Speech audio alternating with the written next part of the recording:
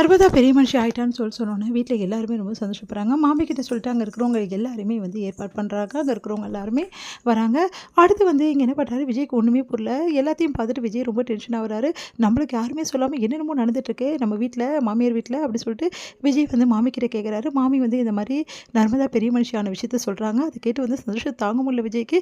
சரி மாமி, இதுக்கெல்லாம் என்ன பண்ணுவாங்க, இதுக்கெல்லாம் எவ்வளோ பெரிய விஷயம் பண்ணுவாங்க தெரியுமா, இதுக்கெல்லாம் வந்து இந்த மாதிரி பெரிய ஃபங்க்ஷனாக நடத்துவாங்க. அதுவும் அவங்க ஊருக்காரங்க வேற இந்த ஃபங்க்ஷனை தான் பெரிய விஷயமா நடத்துவாங்க. மாமா அவங்க யாராவது முறை இருந்தாங்கன்னா அவங்க வந்து அவ்வளோ சீர் வைப்பாங்க இதுக்கெல்லாம் அப்படின்னோடனே, இப்படி ஒன்று இருக்கா மாமி அப்படி சொல்லிட்டு யோசிச்சுட்டு, இந்த விஷயத்தை வச்சு நம்ம வாழ்க்கையை சீர்படுத்திடுவோம் அப்படி சொல்லிட்டு யோசிக்கிறார் விஜய். அடுத்து வந்து இங்கே என்ன பண்ணுறாங்க, சடங்கு எல்லாம் பண்ணுறதுக்கான ஏற்பாடு எல்லாத்தையும் பண்ணுறாங்க. நம்ம வந்து நர்மதாக்கா அழகாக வந்து குளிக்க வச்சு சூப்பராக ட்ரெஸ்லாம் பண்ணி பக்கா வந்து எடுத்து வந்து உட்கார வைக்கிறாங்க. கீழே எல்லாமே வந்து சீர்லாம் வைக்கிறதுக்கான ஏற்பாடு எல்லாமே பண்ணுறாங்க. அவ்வளோ அழகாக வந்து எல்லாமே பண்ணிகிட்ருக்காங்க. இங்கே வந்து நர்மதா வந்து ரொம்ப சந்தோஷமாக வந்து அப்படியே உட்காந்துட்ருக்காங்க. அடுத்து வந்து எல்லாருமே ஜனங்க எல்லாருமே வர ஆரம்பிச்சிடுறாங்க. அதுக்கப்புறம் சடங்கு ஏற்பாடு பண்ணிகிட்ருக்காங்க. பார்த்தா ஒரே சத்தம், என்ன ஒன்றுமே புரியலையே அப்படின்னு சொல்லிட்டு எல்லாருமே வந்து வெளியே போய் பார்க்குறாங்க. பார்த்தா வெடி வெடித்து பட்டாசு வந்து பயங்கரமாக வந்து வெடித்து வந்து பேண்டு வாத்தியெல்லாம் வச்சு வந்து பயங்கரமாக வந்து விஜய் செம்மையாக டான்ஸ் ஆடிட்டே வராரு. அதை பார்த்து எல்லாருக்கும் ஒன்றும் புரியல, ஏன் விஜய் இப்படிலாம் பண்ணுறாரு அப்படின்னு சொல்லிட்டு பார்க்குறாங்க.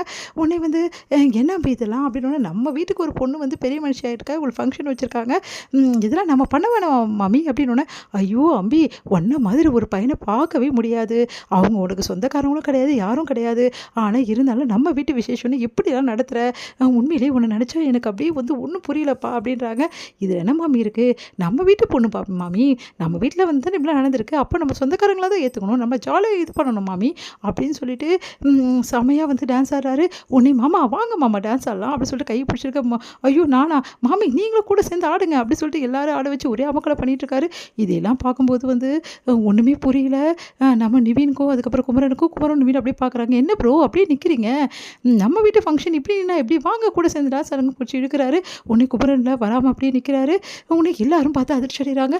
காவேரி வந்து ஐயோ இவர் என்ன இப்படி பண்ணிகிட்ருக்காரு, ஏற்கனவே அம்மா காண்டில் இருக்குது, இன்னும் பெரிய பிரச்சனை ஆகிட போதே அப்படி சொல்லிட்டு காவேரி வந்து எங்கே இப்படிலாம் பண்ணுறீங்க அப்படி சொல்லிட்டு இருக்காங்க. உடனே வந்து வா காவேரி டான்ஸ் ஆடலாம் அப்படி சொல்லிட்டு கண்ணடிக்கிறாரு. உடனே வந்து ஐயோ எங்கள் அம்மா வேறு இருக்காங்க, இவர்கிட்ட நின்னா அவ்வளோதான் அப்படி சொல்லிட்டு உள்ளே ஓடி வராங்க காவேரி. அப்படியே வந்து எட்டி எட்டி பார்த்துட்ருக்காங்க. கங்கா வந்து என்னடி இது இவர் இப்படிலாம் பண்ணுறாரு அப்படின்னோடனே, அதான்க்கா எனக்கும் தெரியல அப்படி சொல்லிட்டு காவேரி யோசிக்கிறாங்க. அடுத்து எல்லாருமே அவங்க பார்த்துக்காக செம்ம மக்களும் பண்ணிட்டு வராரு உள்ள. பார்த்தீங்கல்ல அம்பியை எவ்வளோ நல்லவராக இருக்காருன்னு சொல்லிட்டு, நம்ம வீட்டு பொண்ணுக்கு இந்த நடந்தாக்கி நம்ம என்னென்ன பண்ணுவோமோ அவ்வளோ பண்ணுறாரு பாருங்க அப்படின்னோடனே, நிறைய பேர் சீர் எடுத்து வந்து வைக்கிறாங்க, ஃபுல்லாக சீர்வரிசை வச்சுறாங்க. அதை பார்த்துட்டு இன்னும் அதிர்ச்சி ஆகுறாங்க. மாமி என்னது இது இவ்வளோ சீர்வரிசை மாம்பி அப்படின்னு சொல்லிட்டு, பின்ன இதெல்லாம் பண்ண வேணாவா அப்படின்னோடனே, அதெல்லாம் ஒன்றும் தேவையில்லைன்னு சொல்லுங்கள் அப்படின்னோடனே, சாந்தி என்ன பண்ணுறாங்க, அதையே வேணாம்னு சொல்கிற, வைக்கட்டும் முறைக்கு எல்லாம் வச்சு தான் ஆகணும் அப்படின்றாங்க. அதை பார்த்துட்டு அப்படியே முறைக்கிறாங்க சாரதா. அடுத்து வந்து எல்லா சீர்வரிசை எடுத்து வந்து வச்சுட்டு நலுங்கு வைக்கிறாங்க. அப்போ வந்து எல்லோரும் நலுங்கு வைங்க அப்படின்னோடனே, விஜய் நீயும் போய் நலுங்கு வைப்பா அப்படின்னோடனே அப்படியே சாரதா பார்த்து முறைக்கிறாங்க. ஐயோ அவங்க என்னை நலுங்கு வைக்கவே கூப்பிடல, நான் எப்படி மாமி நலுங்கு வைக்க முடியும், அவங்கக்கிட்ட பர்மிஷன் வாங்கி கொடுங்க மாமி, நான் வேணால் வைக்கிறேன் அப்படின்றாரு. உடனே வந்து என்னங்க இவ்வளோ பண்ணியிருக்கான், அவனுக்கு நலுங்கு வைக்கக்கூட உரிமை இல்லையா அப்படி சொல்லிட்டு மாமி சொன்னதால் நான் ஒன்றும் சொல்லலை அப்படின்றாங்க சாரதா. உடனே வந்து அழகாக நலுங்கு வைக்கிறாரு. உடனே அந்த பூ தூக்கி ஆசீர்வாதம் பண்ணுறாரு. உடனே மாமா சான்ஸே இல்லை மாமா, கலக்கிட்டீங்க மாமா அப்படின்னு சொல்லிட்டு நர்மதா வந்து சொல்கிறாங்க ரகசியமாக. உடனே வந்து உனக்கு பிடிச்சிருக்கா நர்மதா அப்படின்னு, மாமா ரொம்ப பிடிச்சிருக்கு மாமா, சூப்பர் மாமா, செம்மையாக டான்ஸ் எல்லாம் ஆடிட்டு வந்தீங்கல்ல அப்படின்னோடனே, பாத்தியா மாமா இங்கேருந்து பார்த்தோம் மாமா, சரியாகவே தெரில, சரி இங்கே ஒரு டான்ஸை போட்டுரும் மாமா, வேணாம் மாமா அம்மா திட்டுவாங்க மாமா அப்படின்றாங்க நர்மதா. உடனே நர்மதா பார்த்து, நர்மதா இன்றைக்கி ரொம்ப அழகாக இருக்கு நர்மதா, தேங்க்ஸ் மாமா அப்படின்றாங்க. அடுத்து வந்து அழகாக வந்து பூவெல்லாம் போட்டு அவங்களுக்கு வந்து அந்த சந்தனம்லாம் வச்சு விடுறாரு. அதையெல்லாம் பார்த்து காவேரி ரொம்ப சந்தோஷப்படுறாங்க. அவங்க அம்மா வந்து அப்படியே பார்த்துட்ருக்காங்க. அடுத்து காவேரி எல்லாருமே வந்து நம்ம வந்து நர்மதாவுக்கு வந்து ஆசீர்வாதம் பண்ணுறாங்க. எல்லாருமே ரொம்ப சந்தோஷமாக அந்த ஃபங்க்ஷன் கொண்டாடிட்டு இருக்காங்க. உடனே வந்து ஆரத்தி சுற்றணும் அப்படி சொல்லிட்டு சுற்றி போடுறாங்க. இங்கே வந்து காவேரி பக்கத்துலேயே வந்து நிற்கிறார் விஜய். எப்படி நம்ம பர்ஃபார்மன்ஸு அப்படின்னு, எல்லாம் நல்லா தான் இருக்குது, இதுக்கப்புறம் தான் இருக்குது பிரச்சனையே, எங்கள் அம்மா என்ன பிரச்சனை பண்ண போகிறாங்களோ, நீங்கள் பண்ண வேலைக்கு இதுக்கு இப்படி பண்ணிட்டுருக்கீங்க, சரி சர்ப்ரைஸாக ஒருத்தர் வர போகிறாரு இந்த ஃபங்க்ஷனுக்கு, அப்புறம் நீ என்ன சொல்ல போகிறேன்னு, சர்ப்ரைஸாக யார் அப்படின்னு பாரு அப்படின்றாங்க. பார்த்தா வந்து தாத்தா வர்றாரு. தாத்தாவை பார்த்து எல்லாம் அதிர்ச்சி அடைகிறாங்க. உடனே வந்து இவர் தான் எங்கள் தாத்தா அப்படின்னு சொல்லிட்டு ஹவுஸ் ஓனர் கிட்ட இன்ட்ரடியூஸ் பண்ணி வர்றாரு. ஓ அப்படிங்களா, வாங்க சார் அப்படின்னு சொல்லிட்டு வரவேற்கிறாங்க. எங்கள் தாத்தா பார்த்து எல்லாம் சந்தோஷம் பண்ணிடுறாங்க. என்ன இவங்க ஃபேமிலி எல்லோரும் தாத்தா பார்த்து சந்தோஷம் பண்ணிடுறாங்க, சம்திங் ராங்காக இருக்குது, ஒன்றும் புரியலையே அப்படி சொல்லிட்டு மாமி குழம்பி போகிறாங்க. அடுத்து வந்து எல்லாக்கிட்டையுமே நல்லா பேசுகிறாரு.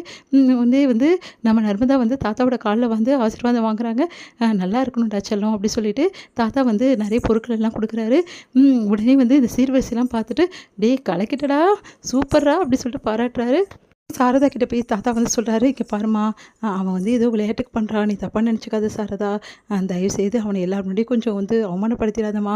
எனக்கு இதுவே பயமா இருக்கு. அவன் சொன்னாலும் கேட்க மாட்டேங்கிறான். ப்ளீஸ்மா கொஞ்சம் மன்னிச்சிடுமா அவன" அப்படி சொல்லிட்டு சொல்றாங்க.